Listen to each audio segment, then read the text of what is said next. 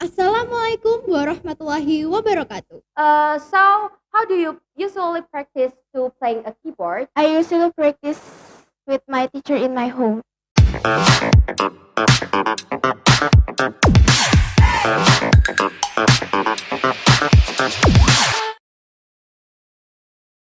Assalamualaikum warahmatullahi wabarakatuh. Welcome to MTsB channel.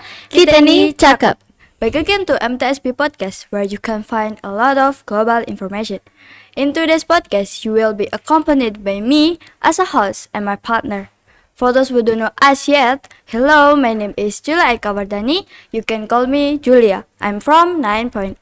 And hello, my name is Aliyah Jasmin. You can call me Aliyah. And I'm from 9.8 as well. So, actually, I don't have any idea what we're gonna talk about in this podcast though. Can you explain it to me, Julia? Okay, so we're going to discuss something that is related to economic, Aliyah. It is also related to countries. Can someone guess it? Yep, that's right. We're going to discuss about the global economic crisis. Can you spill me a little bit about the global economic crisis? Okay, so global economic crisis is a financial crisis that happened globally. It usually started in one country and then, like a domino effect, it continued to affect the other countries. Because as we know that in the global era, all countries depend on each other financially due to global trade. So if there's a country that experienced economic crisis, so sooner or later, depending on the critical level, it will affect the other countries. And it usually starts with countries that have closer trade relations. And Indonesia is included in global trade. So if the global economic crisis happens, then Indonesia must be prepared well, whether we like it or not. So has it happened before, Aliyah? Can you tell us about it? Okay, so there was a case that was quite famous, and I'm sure that some of you know this case. This case happened for about 3 years, from the middle of 2007 until 2009. During the crisis, a downturn in the US housing market was a catalyst for the financial crisis that spread from the United States to the rest of the world through linkages in the global financial system. Many banks around the world experienced large losses and relied on government support to avoid bankruptcy. Millions of people lost their jobs. Major advanced economies experienced their deepest recession. Recovery from the crisis was also much lower than in past recessions that were not associated with financial crisis.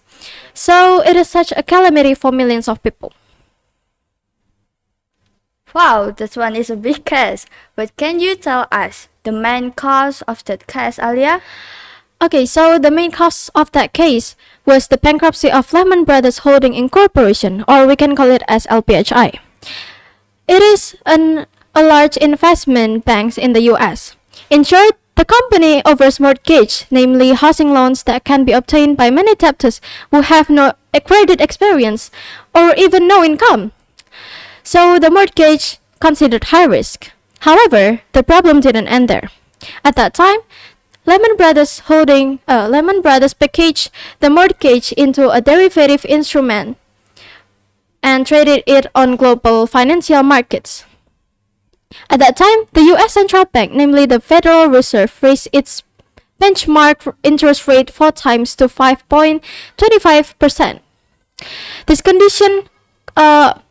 condition causing many debtors was failed to pay their mortgages, so the US property market took a hit. Millions of property in the US were unsold and new home construction fell by 28%. The number of debtors was so large, it made Lehman Brothers go bankrupt, and the bankruptcy causing the exchange rate to fluctuate.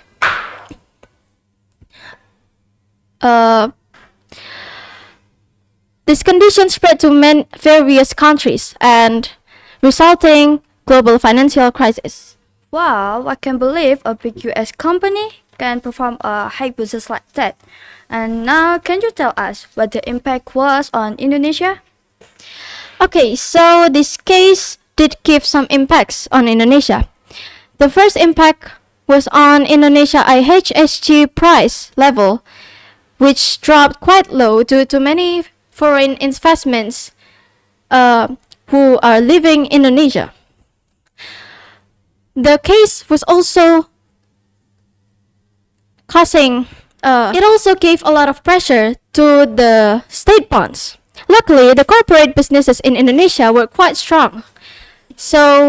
But the banking industry experienced the worst conditions. A liquidity crisis happened, and the government could only give aid to state-owned banks, but cannot give a full savings guarantee. So in the end, many rich Indonesians who felt unsafe keeping their money in Indonesia and sending it to overseas banks. Okay, so that's all for my explanation. Oh, I see. So that's what happened. Then how did Indonesia recover from the crisis? The government made some changes in the financial regulation.